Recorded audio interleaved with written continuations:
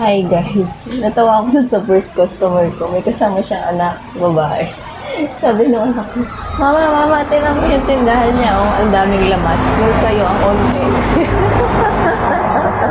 Natawa ako dun sa bata kasi kagagaling ko lang sa church. Nagpo-pray ako. Sabi ko, Lord, damihan mo naman yung laman ng store ko. Yung first customer ko, ganun sabi. Nakatawa talaga yung mga bata. Tuwan-tuwa ako. Sumagot yung mama niya. Sabi ng mama niya, oo nga, ikaw kasi kuha ka ng kuha sa tindahan ko.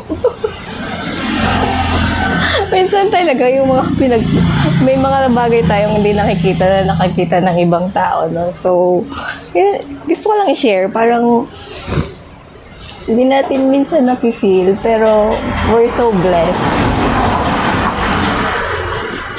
na minsan pinapa-realize natin ni Lord na hindi mo nakikita pero nakikita niya. O, diba? So, thank you, Lord. Happy selling.